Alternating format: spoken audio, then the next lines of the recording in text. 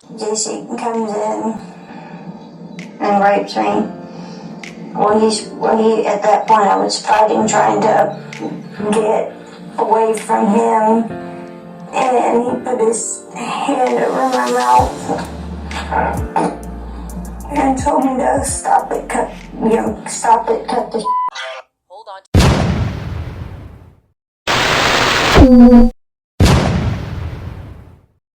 Hold on. Is any part of you scared, coming out against such powerful people? Yeah, I'm scared of what could happen, but I'm more afraid of letting it eat me alive from the inside out than I am of,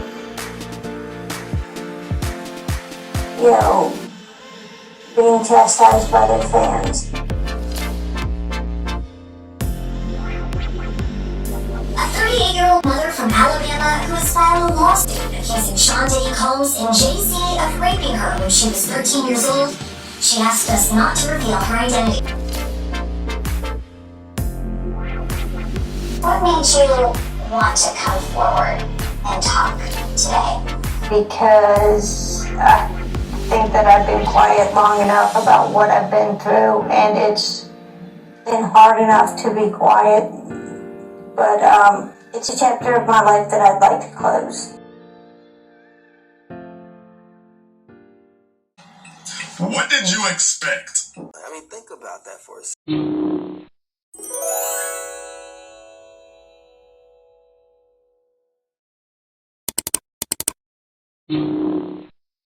Hold on. No, with having autism. People so damn quick to want to point fingers and say this or say that. Oh, she lying. Oh, this, oh, that. First off, let's get it clear. We are here to report what is the truth, what is facts, and what is being put out here in these streets, these internet streets, and we go with what our basic common sense should tell us. First off, this young lady have autism, and I do have a few little cousins that have autism, and their brain do work a little different. But one thing I do know, they are very photographical. Remembrance is awesome. Like, they can remember things and places way much better than a person that consider themselves normal. Now, some of the things in her story is making me lift my eyebrow, because I'm like, I feel like they're kind of forcing her to say a little bit more than what is needed to be said, because to make it look good. But I think if she stick to the truth of what she alleged happened, she might have a better outcome. The worst thing about this is that people is not understanding that in this industry, they've been doing this shit for years and years and years.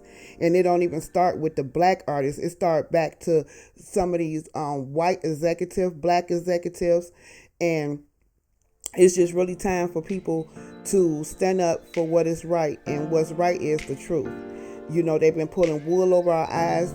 Money and greed have taken over people's morals. So if this did happen, this is absolutely disgusting.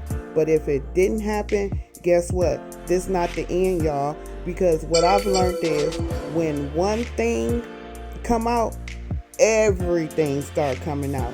So you better believe that this ain't the only story finna come out. And it ain't even gonna have to do with just about all of these young women they have been misleading and mistreating. It's also going to be about business deals, money deals, and in some cases, murder and drugs. Hold on. And be a voice for yourself. You should never let what somebody else did run your life.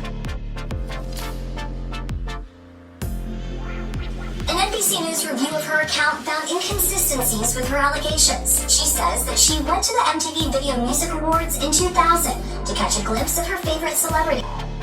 Feeling like you live your life in a shatterproof drug roll ball. The world's on fire.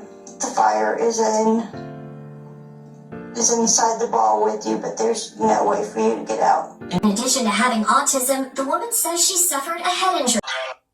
In a statement to NBC News, Sean Carter said this incident didn't happen, and yet he filed it in court and doubled down in the press. True justice is coming. We fight from victory, not for victory. The night of the 2000s VMAs, she says a friend drove her from Rochester, New York to Manhattan, a more than 5-hour drive. Her attorney provided NBC News with the name of the friend who has since died. The woman says she spoke to Combs' limo driver, who offered her a ride to an after-party. I stumbled upon Diddy's driver, who told me that I was exactly what he was looking for. What did you think when he said that to you? I thought it meant that I was just pretty. The accuser's attorney, Tony Busby, said, because we have interrogated her intensely, she's even agreed to submit to a polygraph. This has been extremely distressing for her, to the point she has experienced seizures and had to seek medical treatment due to the stress. At the after-party, she says she had a drink that made her feel woozy. Then she says Combs and Carter took turns raping her, while a female celebrity watched. Briefed, she says she ran to a gas station where she called her father, who picked her up and drove her home. In an interview with NBC News, her father said he could not verify the claims. Quote, I felt like I would remember that, and I don't. I have a lot going on, but I mean, that's something that would definitely stick in my mind, he said. I mean, think about that for a second. He rode home in silence. He didn't ask me what happened. He didn't ask me what I did or where I was. Asked the woman about the contradictions in a phone interview on Friday, she said that she stands by her statements. I have made some mistakes, she said. Honestly, what is the clearest is what happened to me. The inconsistencies in her account of an incident alleged to have happened 24 years ago does not necessarily mean the allegations are false.